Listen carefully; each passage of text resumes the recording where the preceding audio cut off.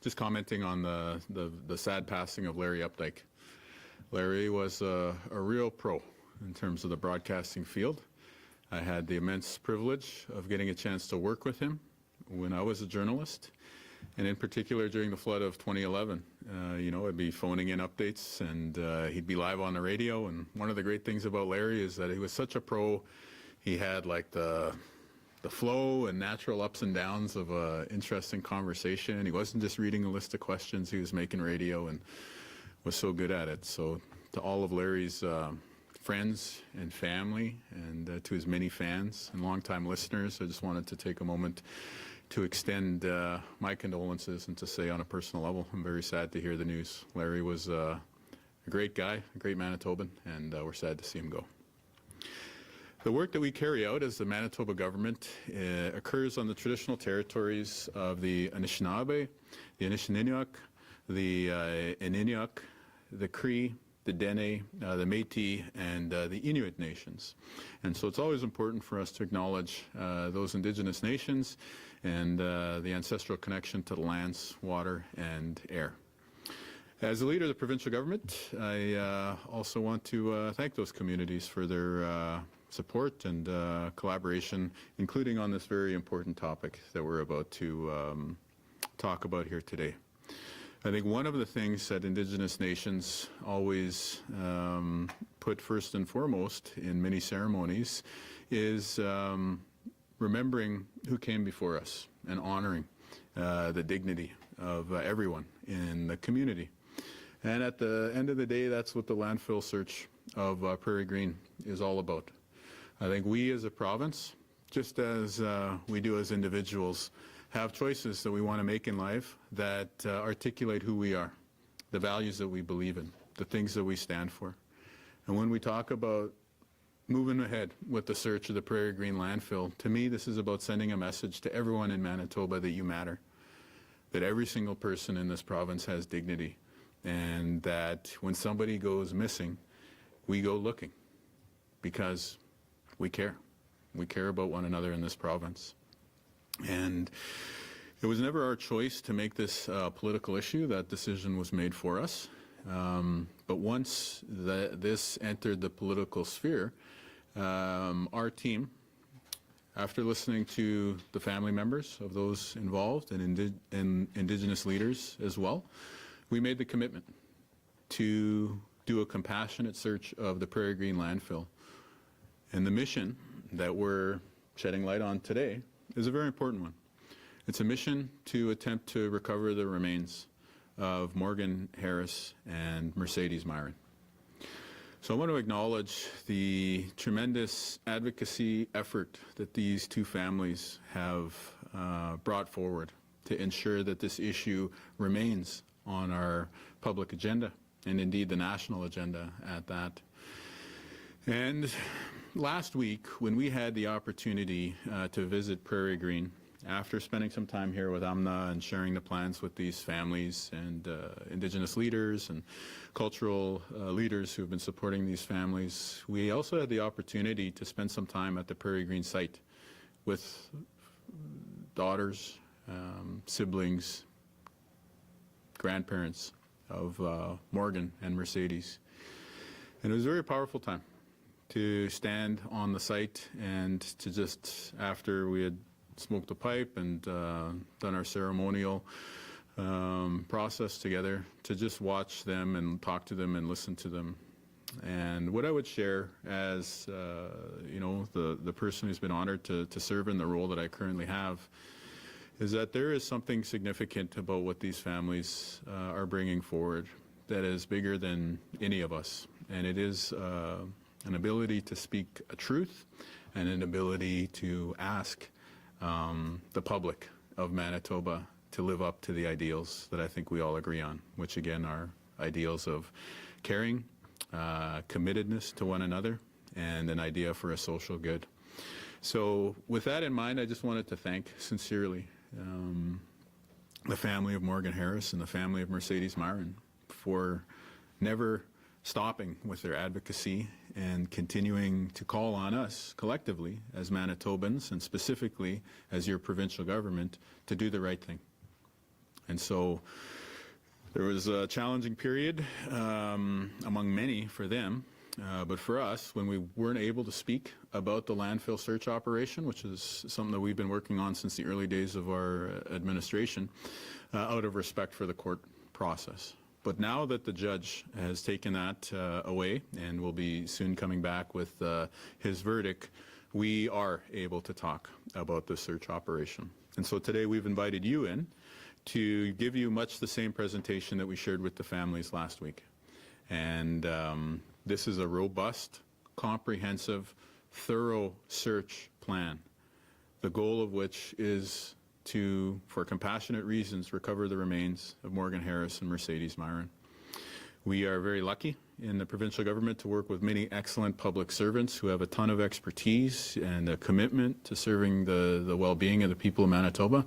And one of those public servants is here with us today. Her name is Umna Macken. She is a professional engineer and a project manager by trade. But as is relevant to us being gathered here today, she is the lead on the Prairie Green Landfill search. She is the project manager for this process. She's designed the staged approach that we're going to walk through here, and throughout it has kept compassion for the families, commitment to serving the collective good of all Manitobans, and of conducting this search in a respectful, professional way at the top of her mind throughout. So I'm very, very honored that we get to come to work with someone like Umna, and I'll invite her now to walk us through the presentation. Thank you very much, Premier. And good afternoon, everyone.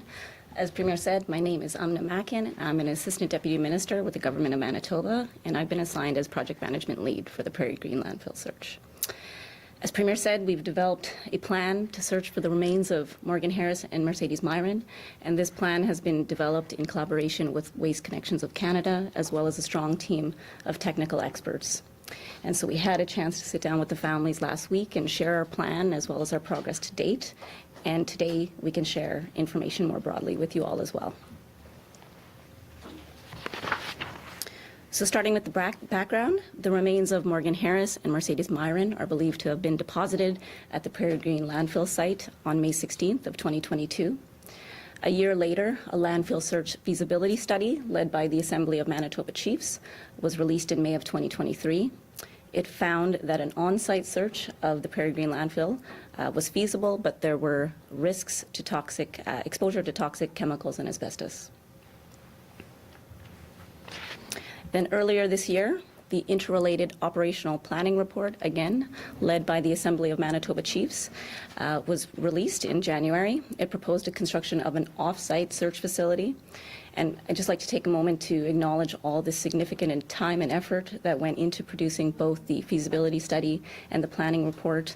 There was significant effort put forth by the families, by the Assembly of Manitoba Chiefs, Long Plain First Nation, the technical subcommittees, and a number of other contributors. So we've taken a careful review of both the study and the planning report, and we really aimed to develop a plan that was both thoughtful and considerate of the recommendations that were made. So very early on in our initial planning processes, we established guiding principles for the search. We set out for the search to be planned in a respectful manner with the following in mind: that there be collaboration with the families, Indigenous leaders, elders, Prairie Green Landfill, and authorities for a timely and culturally respectful search; that safety would be made a priority, working within legislative and regulatory requirements; and that there would be a framework to provide status updates and outcomes to the families, Indigenous leaders, authorities, and the public. So with those principles guiding us, we got to work on our plan. So when developing our plan, a family's first approach was very important as we move forward during our initial planning activities. And within the study and planning report, there were a number of recommendations that were particularly impactful to families and the community. Both the study and the planning report recommended the 5 items you see on screen as a minimum criteria as it relates to community and family wishes, many of which were recommended to be planned as deemed appropriate by elders and knowledge keepers. And so the first recommendation was for ceremonies to begin and end the search. The second was for a specified and weather appropriate location to convene in a good way. The third was for on-site presence during all search hours of trauma-informed individuals. The fourth was for on-site traditional medicines and spiritual assistance. And the fifth was related to sacred fire. There have been a number of ceremonies to date, including the ones that took place with the families last week, and there's commitment for future ceremonies. There is a healing space that's under construction that will address the second recommendation. And our plan also includes funding commitments to provide a range of healing and wellness supports to address the last three recommendations. And those would be for mental supports, traditional medicines, sacred fire, as well as honoraria for elders and knowledge keepers to participate. So again, it's been our intention from the start to conduct the search in a culturally respectful way, and we've tried to understand and incorporate the wishes that were put forth in both the feasibility study and planning report. Our plan also includes a proposed oversight committee. We know how important it is to the families for them to be able to participate in the search and to also make sure the search is completed in a way that's respectful of their loved ones. So the proposed oversight committee includes representation from both the Harris and Myron families, as well as an Indigenous elder. And through this participation, we believe that members of the oversight committee will be able to give meaningful input to the search as it proceeds moving forward. And we also see the oversight committee as a voice to make sure the search proceeds in a manner that's consistent with the guiding principles that we shared earlier. We also recognize that there's time and effort that'll be needed to participate in the oversight committee, so we're committing to have funding in place so that the families and the elder can participate. Now I'd like to give some specific progress updates for the search, starting with regulatory and permitting. One of the first technical milestones for the search was obtaining approval of a notice of alteration through the Environmental Approvals Branch, and we're happy to say that approval was granted last week, which marks a very critical milestone for the search.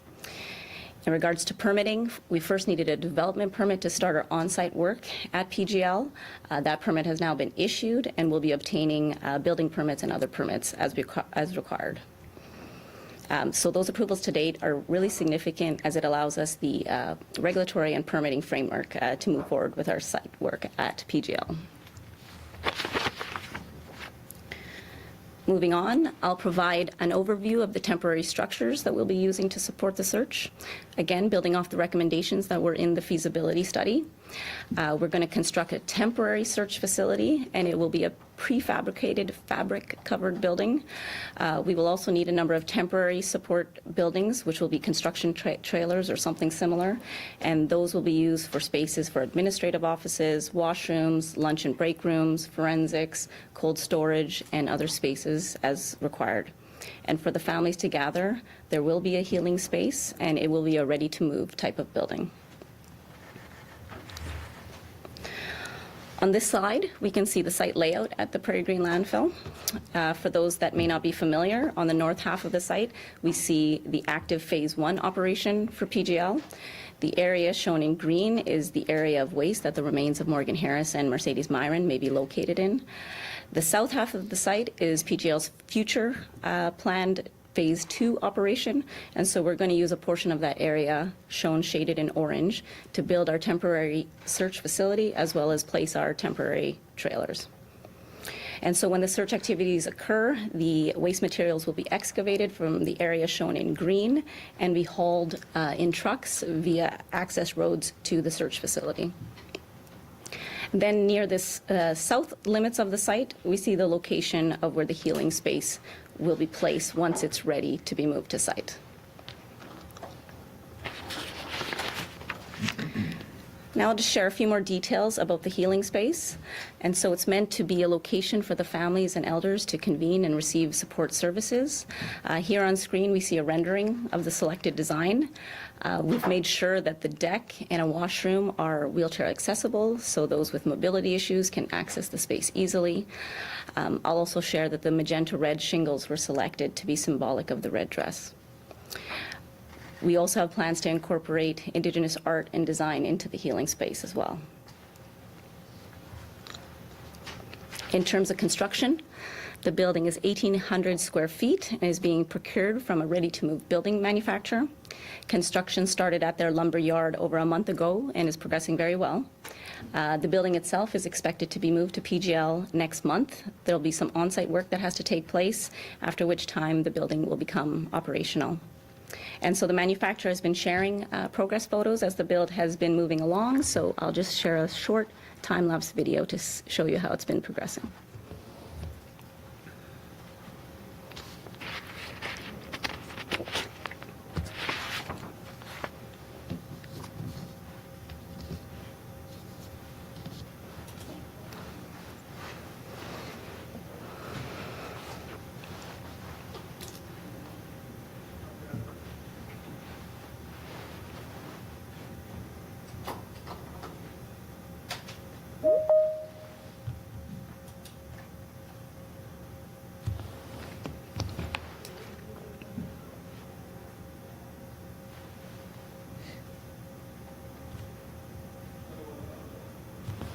Okay, now that we know what type of structures we're going to be using to support the search, I'll share more details on how we go about attempting to find the remains of Morgan Harris and Mercedes Myron. Some of you may be familiar with the images that are on the screen right now, as they are the ones that were included in the feasibility study.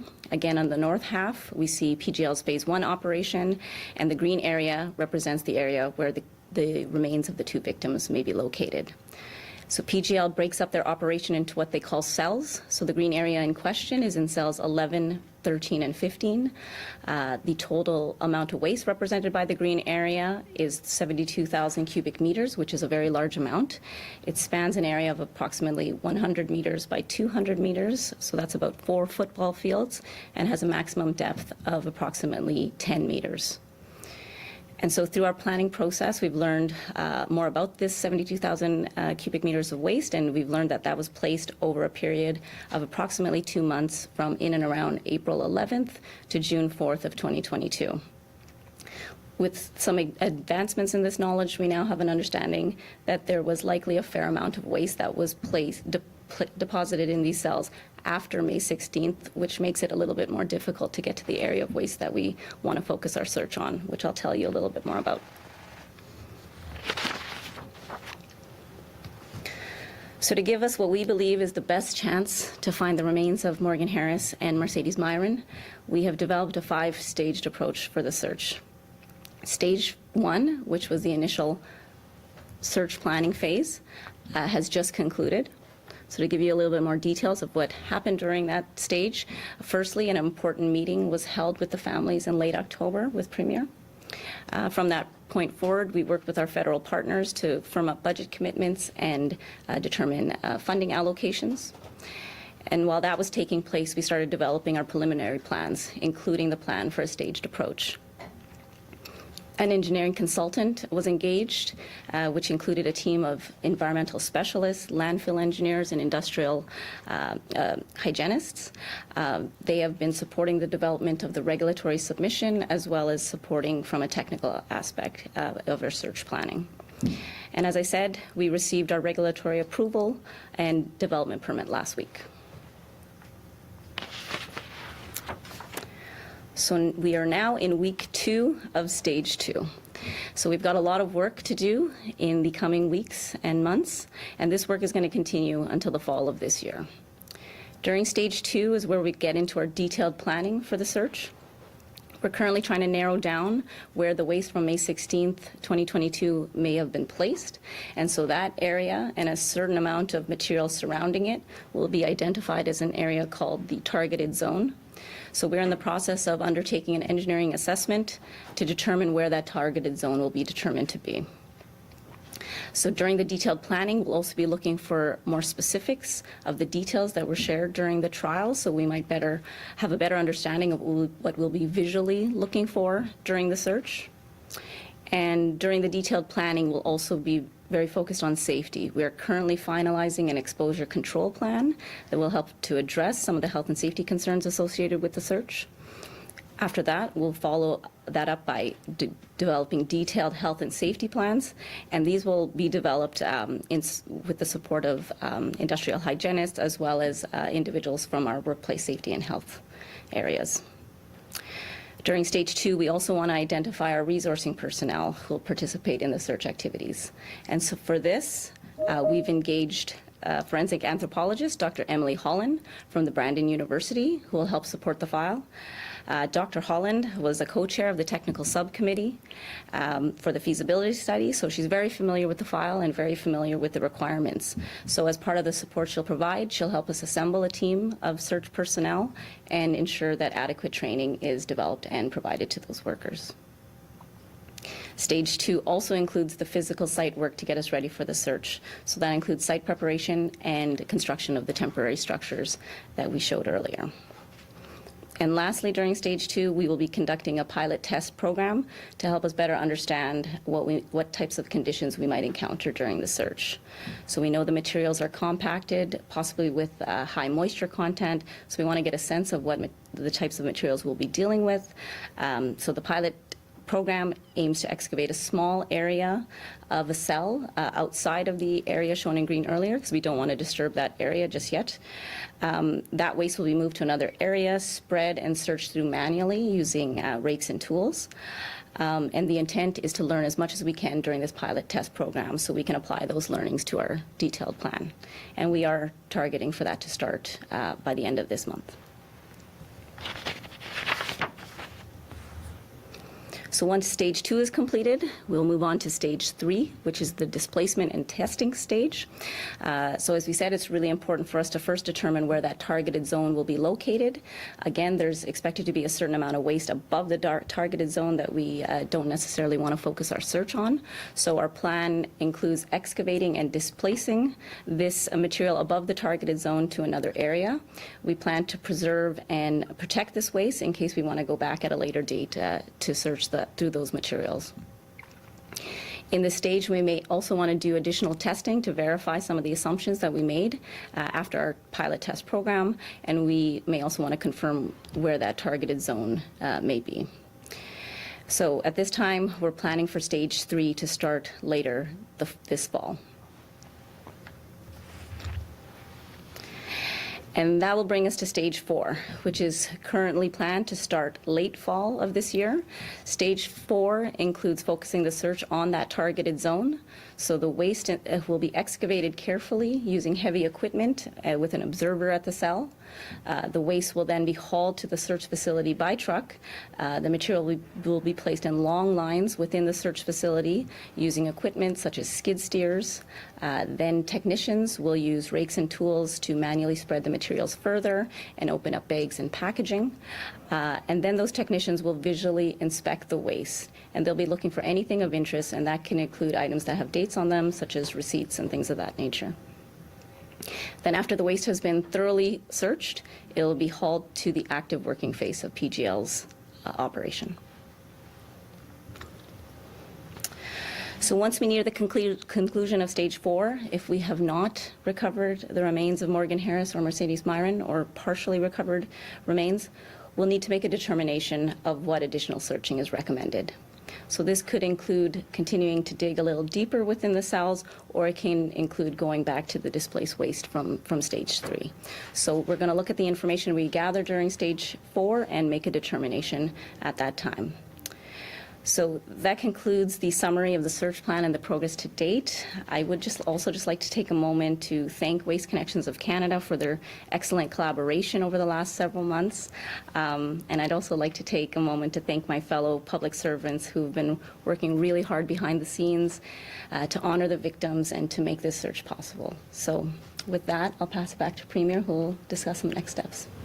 Yeah, well, I'd also like to thank you, Amna, and your team, because I know that a lot of the work to advance our understanding of where the remains might be within the targeted zone involved a lot of difficult examination and some serious work, but also paying close attention to the trial and the disclosures that happened there.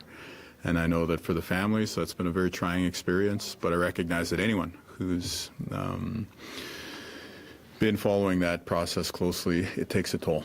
And so I want to acknowledge your professionalism, your thoroughness, and also the heart that you bring to this work. So thank you very much. Thank you. So we're moving ahead with the Prairie Green Landfill search. This is a commitment that we made to the people of Manitoba, and importantly also to the families of Morgan Harris and Mercedes Myron.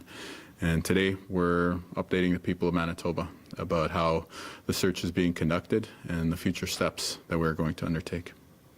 It's an important public initiative. We hope that it is successful. We cannot guarantee success, but we can guarantee that we're going to try. So with that, I'll open it up for questions. Premier, why did you choose to approach this search with a lot of cultural symbolism and traditional areas? It probably would have been a lot easier, probably a lot cheaper to do this search without all of it. Well, the process for us has had a ceremonial component throughout. I mean, when we first heard about this in late 2022, and the daughters of Morgan Harris and the family of Mercedes Myron were speaking out, we were very moved by that. And we were supportive of them then. And then last summer, when the announcement came that the previous government had decided not to search, we spent time with it, and then we committed to do the search. And when we made that commitment, we did it over a pipe. We smoked a pipe with the Harris family and some of their supporters. And in my mind, there's like four pipe ceremonies that are a part of this. The first one happened on that moment. The second one happened after the election, when we apologized for what they had been put through during the 2023 electoral campaign, and we recommitted to searching the landfill. Third pipe ceremony happened last week, when we were able to take the covers off the plan that UMNA has been hard at work on. And in my mind, we'll smoke the pipe again a fourth time when the search process is concluded. And so the approach that we're bringing forward is that this is about a compassionate mission to try and recover the remains of these two Manitobans. But there is a ceremonial and a spiritual component to it in our community whenever you talk about dealing with loved ones who have departed us. And so we always want to take care to move forward in a respectful way with that in mind. And all that I'm telling you about here, just to be clear, that's from my perspective. These two families will have their own ceremonial process and way that they want to honor their loved ones that we're going to be sure to provide the space and resources to go through. Throughout, I've also made the commitment that not only would we search the landfill, but that we do so in a fiscally responsible way. And in doing this, I believe that our team is living up to our shared responsibility to all Manitobans, which is, I think Manitobans expect us, when someone goes missing, we go looking, and also that we're responsible with the public resources that we are stewards with. And I'm confident that the plan that UMNA Mackin, our project manager, has put together along with her team allows us to move forward in a good way on all those shared responsibilities that we have. With the expectation that the search will start towards the end of fall, can you talk a little bit about how the weather will factor into the search through the winter months? Absolutely. So this temporary search facility itself will be heated during winter, so operation can continue. Excavation at the actual cell site, whether winter actually helps us, it helps improve slope stability concerns and things of that nature, so it can be a year-round operation. So just to confirm, based off the outline and your steps, what the official search of the targeted area is expected to start towards the end of fall? The official search has already begun. Right, so we have the staged approach there, and the timeline that you're laying out is accurate, and you know, it's your choice about how you want to report that. But what I would say is, if somebody goes missing at sea, when does the search begin? Does the search begin when the divers hit the water? Or does the search begin when the boats leave the harbor? according to the approach that Omnis put together, the boats have left the harbor. And for stage 4 to take place, we had to get through stage 1, and we have to power through stage 2 and stage 3. So the search operations have begun. The specific stage that you're interested in will happen later this year. What role will First Nations leadership, like the Assembly of Manitoba Chiefs, for example, play in these forthcoming stages? Can you talk a bit about that? I think they'll have an important role. And we've extended the invitation to participate in the oversight committee that Amna described to the Assembly of Manitoba Chiefs and to Long Plains First Nations. We're still working on Long Plain First Nation, rather. We're still working on how that committee is going to be composed. But I want us to be very clear that the plan we're moving forward with, the plan that our project manager has developed, is a furtherance of the work that was done by the Assembly of Manitoba Chiefs and that was done by others when we're talking about the feasibility study and the operational report. The plan is just how are we actually going to carry that out? And we've had to make changes in some areas because, again, our understanding of where the remains may be has been advanced since earlier this year. It's been advanced by what we heard in the trial. It's been advanced by some of the analyses that our technical experts have carried out. And so while we've had to maybe change some of the search method and some of the, areas within 3 dimensions of these cells of where we're going to begin, we're going to be starting a little bit lower down. Even though these methods have changed, the heart of what the families brought forward with the support of AMC and Kinew and the other folks that they're working with is reflected in this. And so we hope to continue having a really strong working relationship and involvement from the families, first of all, but also from Indigenous leadership. And I want people who are paying close attention to this to also see that the work that was put in through those successive stages that has brought us here is being reflected on this. And so certainly we can't take credit for any of that work. There was a lot of really important analyses and advocacy that was taking place, and we really want to indicate our paramount respect for that. And I think the fact that Dr. Emily Holland is engaged, I think, is one way in which we can illustrate that continuity. Are Winnipeg Police going to be involved in the search? There will be involved, so they're not involved in the oversight committee or the active management of the search. We are running the search with the oversight committee in terms of operations. The WPS will have some involvement in terms of knowledge that they have from the investigations. There will be some back and forth based on, like, shoulder checking certain details, asking for further follow-up, things like that. And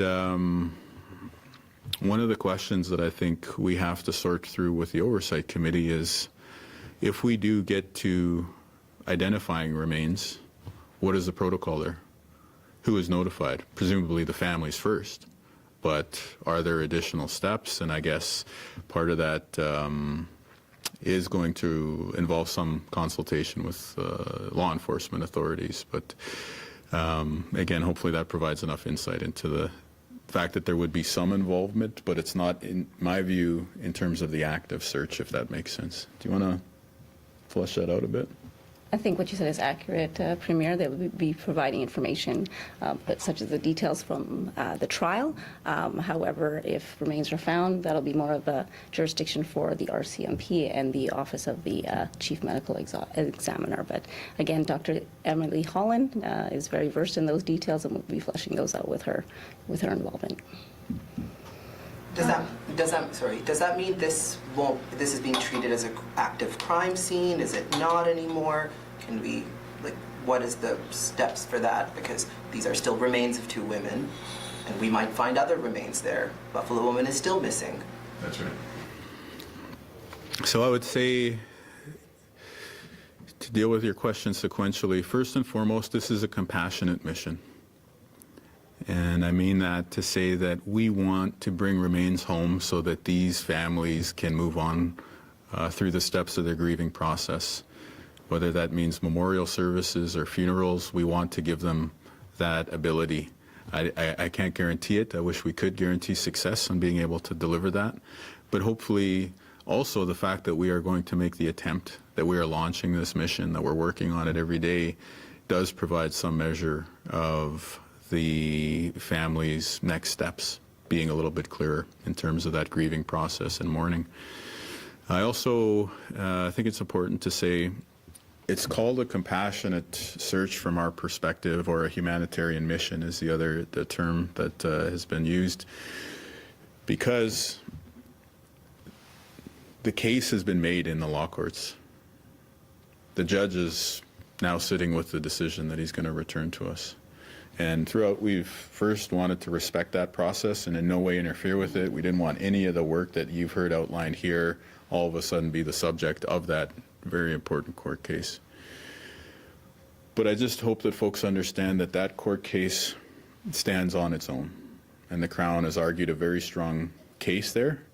And now this is a humanitarian mission, the purpose of which is, although very related in terms of the public interest in these matters, it's not about delivering evidence and, other pieces of information that can be argued in court. This is about bringing loved ones home. This is about returning with respect and dignity to women that 2 Manitoba families have lost. To the question of other potential remains, I would say that work is part of the conversation. It was part of the meetings that we had last week. And if there is anything that we go through with this compassionate search that can support those efforts, then we will definitely be given the best of our efforts to ensure that collaboration and sharing happens. And at the same time, I acknowledge that there are other efforts when it comes to Mashkatepej Ki Koya, Buffalo Woman. There are other efforts being led by community organizations and others to try and further our understanding of who that person was, what their identity is, and how we may be able to locate them in the future. Can you talk a little bit about how much staff is going to be, when you get to stage 4, how many people are going to be involved in stage 4 in that searching the area that it's believed the remains are? That's a good question. So again, we've engaged Dr. Emily Holland. So part of that support she'll be providing is assembling the team of personnel. In terms of the numbers of workers, that'll depend on a number of factors. So it's expected at any given time there'll be approximately 12 or so, a dozen or so search technicians that will be needed for each searching line, let's call it. So we're looking at how many searching lines we want to set up. And so generally speaking, the more searching lines you have, the quicker the search can proceed. But of course, that needs to be balanced with the productivity for the excavation rate at the cell, the hauling to the search facility itself, and the ability to spread that waste. So there's other factors, including whether or not the search technicians will be on a rotational schedule, similar to what was the case in the Picton case in the early 2000s. So they were on a 1 hour on, 1 hour off schedule. So all those factors will combine to determine our eventual workforce. So we're hoping the pilot test program answers some of those questions. But again, we'll be working with Dr. Emily Holland and our team of technical experts to balance all those considerations during stage 2. And how complex is that work? When you say that there might be, an hour on, an hour off, what goes into doing that manual work that these people are going to be doing? So as I mentioned earlier, first equipment will be used to spread the material in long lines, so something like a skid steer, and then those search technicians will first use rakes and tools to further spread out those materials. They'll need to open bags as necessary, and then they're going to take a careful look at all of the material that has been placed and spread on the ground. And once that waste has been cleared, then that waste material will be moved out of the search facility and another role will be placed. So the exact duration of each search is still to be determined, and again, we hope to learn a little bit more during our pilot test program. Monsieur le Yeah, I talked about that earlier. So when we're looking, we're looking for one specific date, right? So we want to try and get a clue in terms of finding receipts or things of that nature that might have a specific date on it to let us know that we're in the right vicinity. We'll also want to be gathering information such as the route of the truck that picked up the bin in question to get a sense of other businesses and residents that might have been on that same route. To, if we see waste coming from those entities, that'll give us clues that we're in the right vicinity. So we're going to be constantly looking at the materials and seeing what it's telling us. Monsieur le Premier ministre, s'il vous plaît, en français, est-ce que vous pouvez nous dire quelles sont les étapes des fouilles qui vont être menées dans les toutes prochaines semaines? Bien, depuis maintenant et puis la fin du mois, le mois de juin 2024, nous commencerons avec le test de la première fouille qu'on lance au dépotoir pour regarder à une région où ce qu'on pense qu'on ne va pas trouver ces femmes, mais qui a l'air d'être quasiment la même sorte de matière. Et puis, en faire ce test, nous apprendrons beaucoup au sujet de la matière, de l'eau ou comment d'autres défis qu'on surmontera en fouillant dans cette matière-là. Puis, en même temps, la préparation, l'avancement de l'établissement des édifices et puis de cette healing space continuera. Puis, la prochaine étape suivront d'avancer en embaucher tout le monde qui vont fouiller eux-mêmes.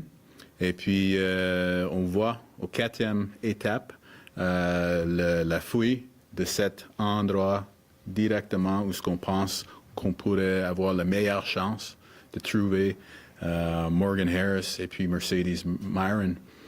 J'espère, vraiment, j'espère qu'on pourrait les trouver. Alors, vous avez commencé les fouilles exactement à quel moment? Vous prévoyez ça à quel moment de l'année? Pour nous, ça a déjà commencé. Au niveau officiel, nous avons déjà lancé la fouille de la dépotoir. Mais pour ce qu'on pourrait être là au 4e étape, où ce qu'on regarde dans la région, ce qu'on pense, nous avons la meilleure chance de trouver Morgan et puis Mercedes. Il y a encore la première, deuxième, 3e étape. Nous avons fini la première, nous sommes maintenant dans la 2e et puis nous continuerons avec la 3e. Cet été et puis cet automne, la 4e étape. C'est important de construire un dreaming space où les familles seront présentes durant toutes les fouilles. Comme des Autochtones, c'est toujours important d'avoir une espèce de connexion spirituelle ou émotionnelle avec un travail où ce qu'on parle de ceux qui sont morts. Et en même temps, parce que nous sommes en train de lancer cette fouille d'un dépotoir qui est dans une approche vraiment grande, parce qu'il y a la chance d'avoir une réaction, une tristesse, une frustration, quoi que ce soit, une réaction émotionnelle pour ceux qui fouillent, c'est toujours important d'avoir un milieu pour ce qu'on pourrait partager ou peut-être recharger nos sentiments avant qu'on retourne et puis continuer les fouilles. Alors, cet édifice, ce bâtiment, c'est là pour les familles, mais c'est aussi une façon d'appuyer ceux qui travailleront au dépotoir aussi. I'd like to ask Ms. Mackin about this approach where you're trucking some of the waste to another space where then you're going to sort through it. Are there other humanitarian searches, to use your terminology, where this has been employed and recovered people?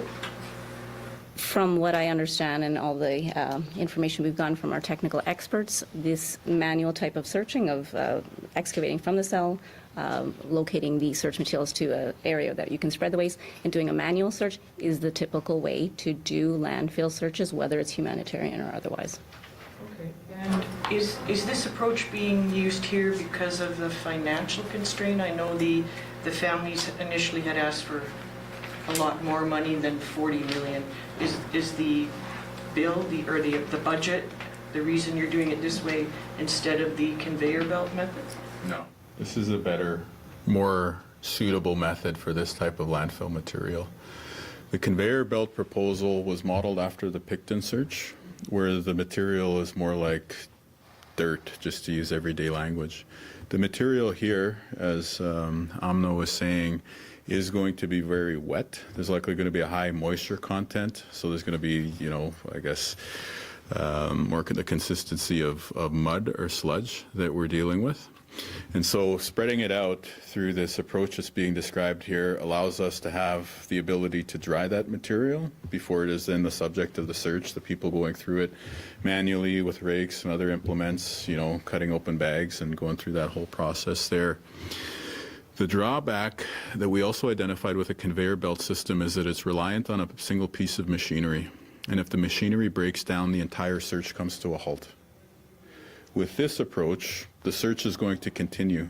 And again, if there's some folks who've, sick days or they've got vacation or, whatever comes up in terms of the human resource, the workforce that's going to be here, the search will be able to continue on, even if it's missing, a few folks on a given day. So after looking through the analyses, the recommendation that we received and that we endorsed and we support 100% is that this is best suited for the material. This is the most robust fashion that we can move forward with that has the least amount of downtime. And so the families have been forced to wait quite a long time, including because of our decision to respect the trial proceedings. And so moving forward in an expeditious fashion with an approach that has less downtime and that is better suited for the landfill material in question here, I think is the right move. And it'll be humans, people who look through it. Would you be bringing dogs in at that point or any other aids? That could be a consideration.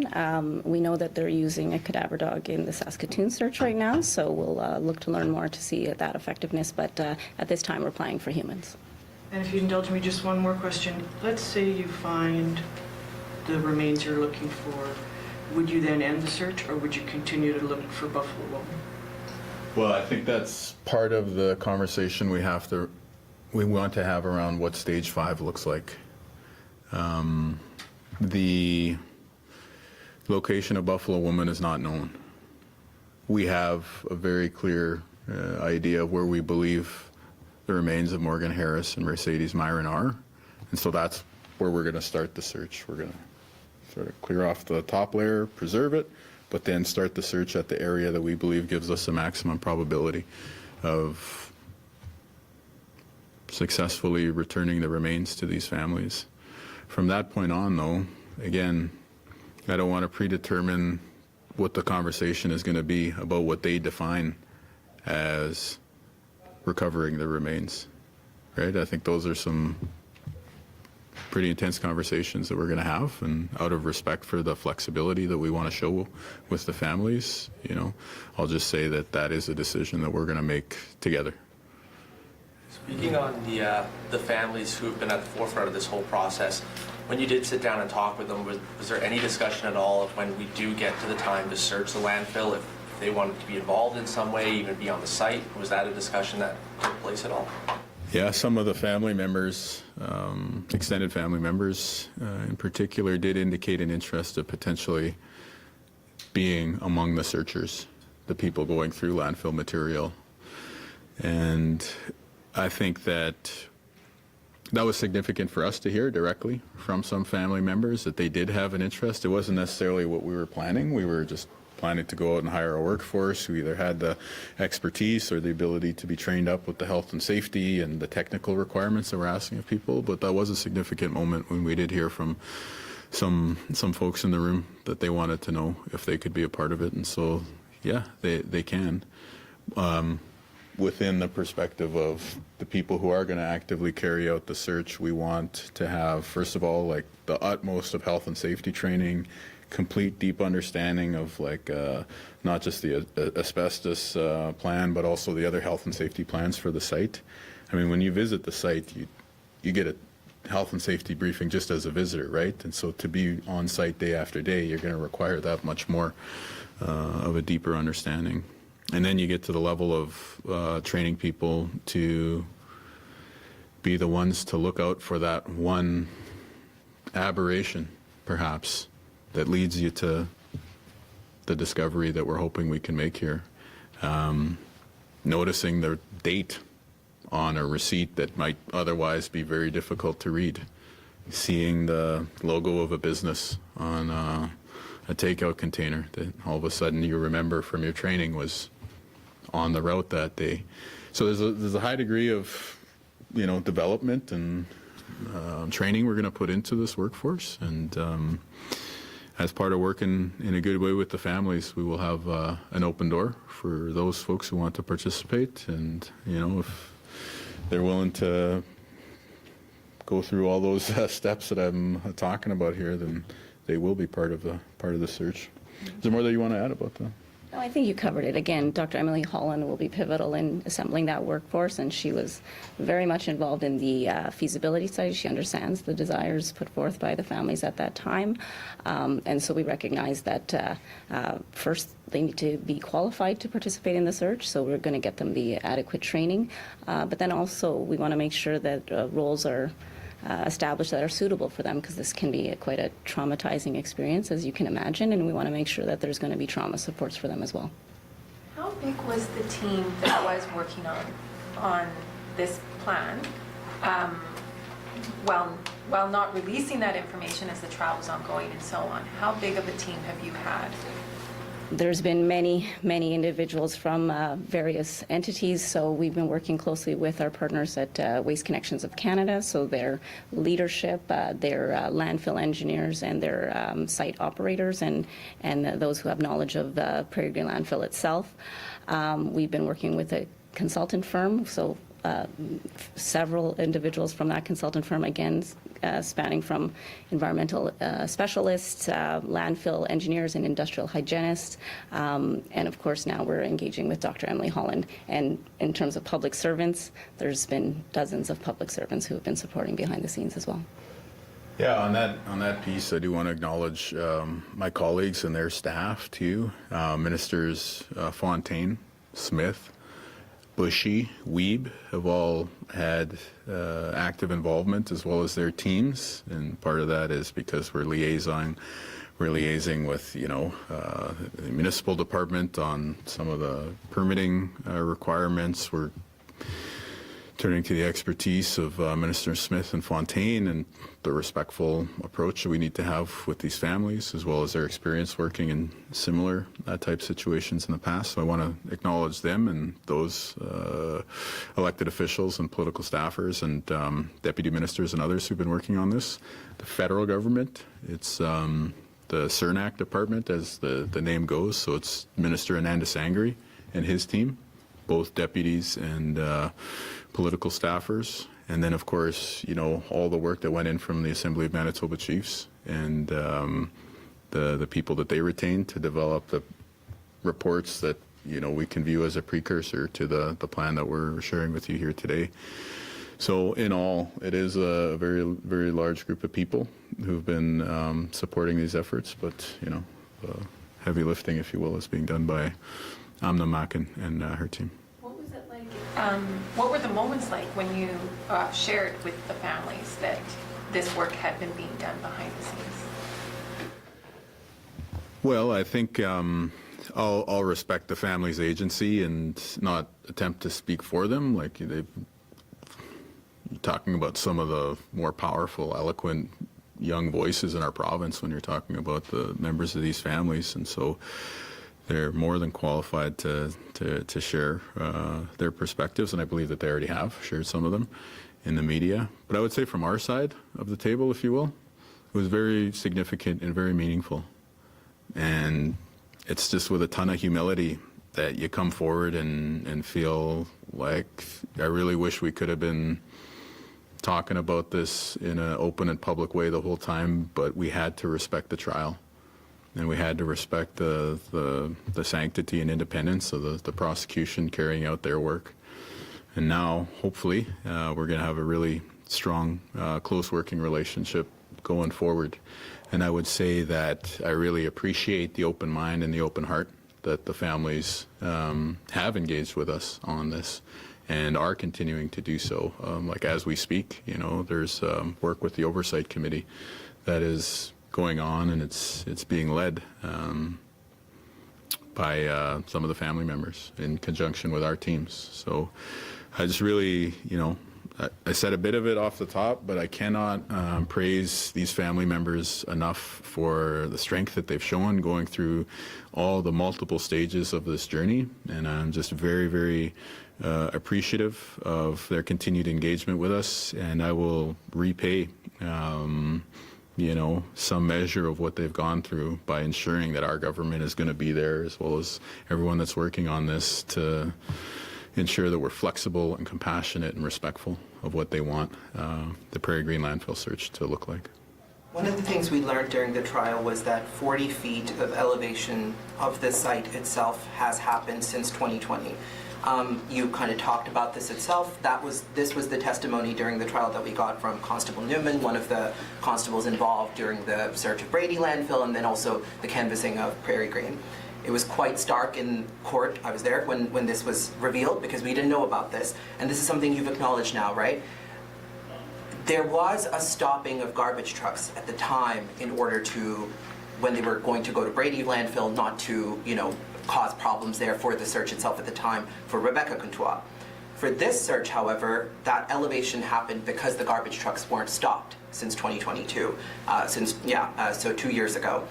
In that period, this is now the area that you are describing here, right? That you've targeted and the whole process of it.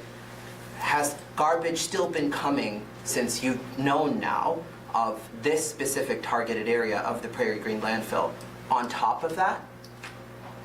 You want to start by talking about the surveying and stuff, and then I can round out your answer? Sure. So the date of, well, let me just take a step back. So the green area that we showed earlier was based on 2 survey points. So it's a snapshot in time. So there was a survey taken in May of 2021, and then a survey taken in June of 2022, where if that survey was taken day after day after May of 2021, it would have looked the same until those cells were used in April of 2022. So we now know that those cells were only used between approximately April 11th of 2022 to June 4th of 2022. PGL formally stopped operations in cells 11, 13, and 15 on June 20th after they were made aware of the victims. Sorry, June 20th of what year was that? 2022. But what we've learned is they had already moved off of the operation from those cells and started placing waste in another area. So operations in the other cells are continuing. They've got an active area that they accept waste, but no further waste has been placed in cells 11, 13, and 15. So I think, you know, Amna has a very deep technical insight into this, and what I would just add is, along with the disclosure that you're talking about and the analysis that her team has been doing, I think the big advance that we've made in our understanding of where the remains may be is that where some of the previous thinking, including as expressed in some of the reports, is that the remains may be nearer to the top, we now believe that they're closer to the middle, which is not to say exactly in the middle. That's what some of the further technical work and testing is going to be able to refine, but that it's just we're going to have to go through a few top layers before we get to that targeted area of interest.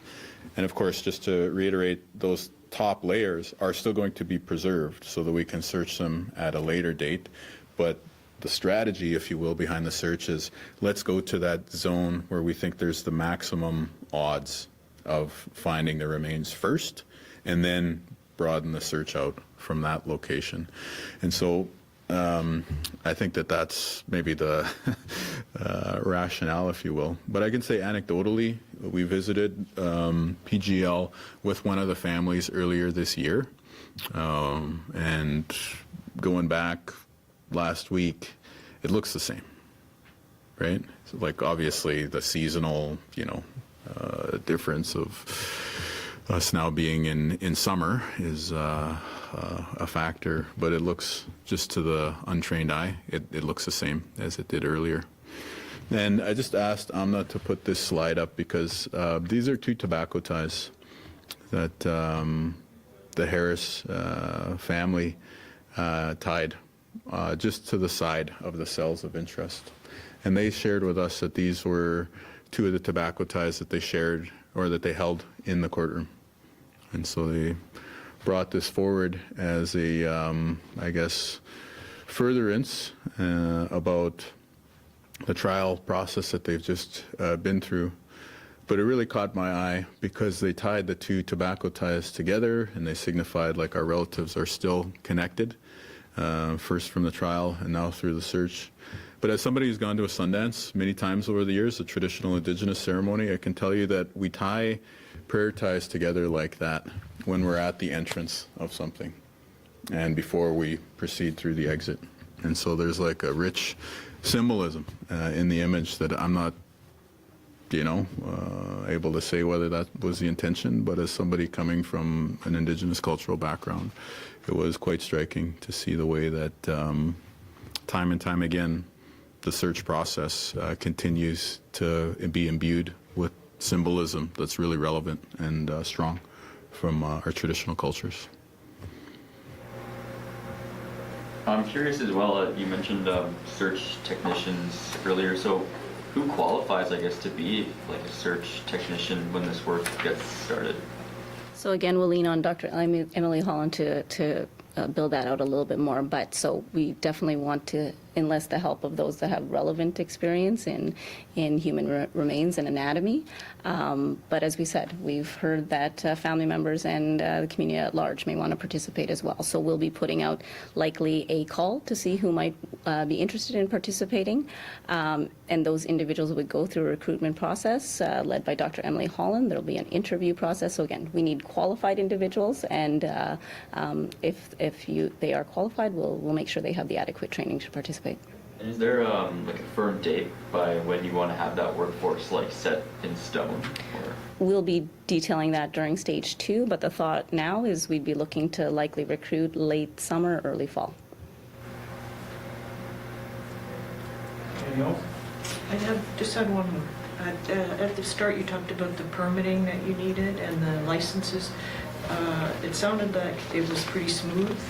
Was there any opposition filed to any of those applications? No, everyone's been very supportive and understanding of what we're trying to achieve here. And people work really hard to do it on an expedited basis. That's right. I would say too. Yeah. So we want to acknowledge those efforts.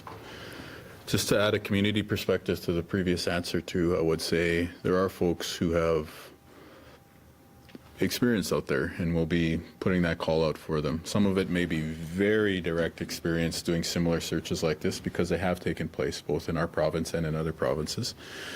But if you think through just general, search and rescue experience that people have, and then there's been many people who've been active on the searches of former residential schools and other sites where there are ancestors.